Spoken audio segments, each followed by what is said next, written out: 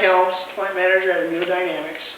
I'm on the farm today with Becca and Fred, along with Mike Londra. He is the procurement manager for Immunodynamics. Fred, I think I'm going to start with you. Fred, can you just give us a little bit of background about Weigel Dairy, some of the history? Well, my great-grandpa David bought the farm back in 1889, and it was passed down to my grandpa Cal. I'm not sure on the year. And then actually we just recently did the final purchase from my grandma Peg, probably less than a year ago. This would be fourth generation. Fourth generation. Okay. And what kind of, how many cows are you milking here? About 320 right now. 320. And how about the crops? What kind of crops are you raising? Well, we're raising corn and alfalfa. Corn is mainly for the silage, obviously. We got about 200 acres of that in this year. And then we take some corn to grain. Alfalfa, we make in hay silage or round bales for the heifers. I mean, a range from calves all the way to the cows, just everything for hay. We got about 250 acres of that. And then we also raise barley, okay. Which we just kind of help with the amount of corn we use. Talk a little bit about Colostrum calf feed. Becca, what do you do here on the farm? How do you feed the calves? Well, when calves they get a gallon of Colostrum, and then with the rest of it, we either save it for a cow that doesn't produce quite as much, or we put it in big jugs to do that. How much extra do you think a cow gives?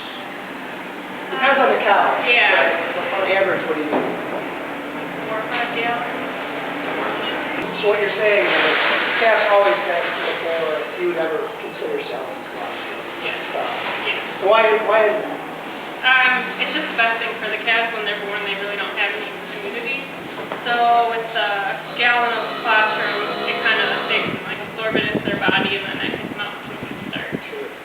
Sure.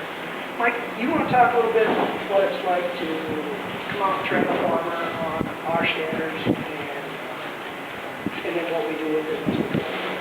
Come out and we train the farmers as far as telling them what our protocols are for our colostrum that we're looking to collect. So it's first 6-hour colostrum, first milking, collecting from mature cows, and go over the full protocol as far as what our quality standards are.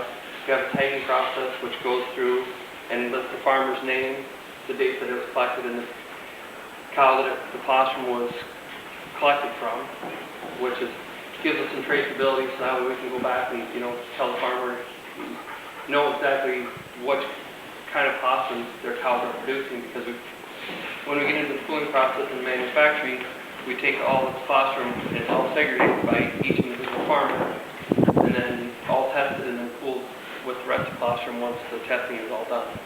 I think that separates us, and it does separate us from our competitors in that we know our farms, and we try to know our farms. I think Mike does a good job of that. And we try to understand that farm's colostrum, not only by farm, but by identity. So we have traceability all the way back in the process. So that separates us a little bit. Now, you guys are located here in Platteville, close to Mike Launder's farm. Mike, you want to talk a little bit about the tradition you've had with maybe Tom, and the relationships you've had with you guys here? I've known Fred here since he was a baby, and I've been good friends with his dad since we've been in first grade. We've gone back and forth, and that our families have been friends for a lot of years. It's been a while. Yeah. Now, a lot of our customers have never been on a farm, and one of the reasons that we like to do these videos is to just portray what it's like to be a farmer. You guys, in terms of us, collecting from farms, are one of our bigger farms at 320. So you're a little more modern than a lot of our farms. Can you talk a little bit about the progression of farming from when you were a boy farming until? Well, when I pretty much first remember the dairy barn, I guess it was 60 stalls or 70 stalls, and my parents milked both ends of the day. And, It wasn't until the early 2000s that we even put up a freestyle barn. We were just milking twice a day in the stanchion barn. We had them on pasture when we could. And we didn't have TMR. We just fed them what we made. Like, oh, that's enough grain, I guess. So we'll go with that today. So Yeah. nothing scientific about it, but once we really started to get bigger, I guess, you can start to look at all your efficiencies and stuff and the places where you were wasting money and Now, even though you've gotten bigger, I mean, some of our customers look at big farms as they're separated from the animals. So what I like to bring up is maybe your Facebook page. Weigel Dairy? Yep. And we checked that Facebook page, and I think Becca does a lot of pictures. Feel free to go look at that, if you guys don't mind. Some of our customers, go look at that Facebook page because encourage you to. that really gives a great picture on what it's like to be on the farm. And you can tell you guys take great pride in what you do and you care a lot about your animals. Is that correct? Yeah, I mean, we're out here just as much as ever, if not more, with more cows. Yeah. Just because you're bigger doesn't mean you're disconnected in any way. If anything, it's more. I see some of the pictures on there, your calf stands are kind of fun to look at. What's your favorite calf stand so far? Oh, gosh. I don't know, we had a Fred and George, that was pretty common. Best Fred and George down the road, we really like that. I liked our boss, the owner, Olaf. So you get to kick out that one.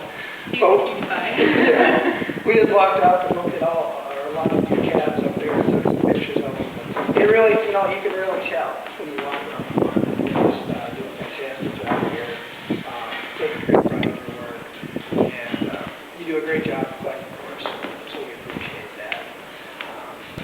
For the general public, for their thoughts of a factory farm or whatever,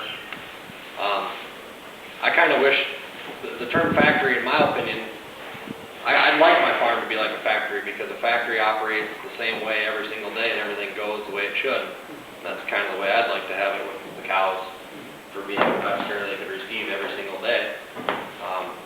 So I guess the term factory to me is not a hands-off, it's more of a hands-on, every day everything's working great and Well-oiled machine. yeah, I guess you have a protocol that's set for, we milk 3 times a day, so Yeah. it's the same thing over and over. It's kind of like repetition that you want to just master and be the best you can at it. Sure.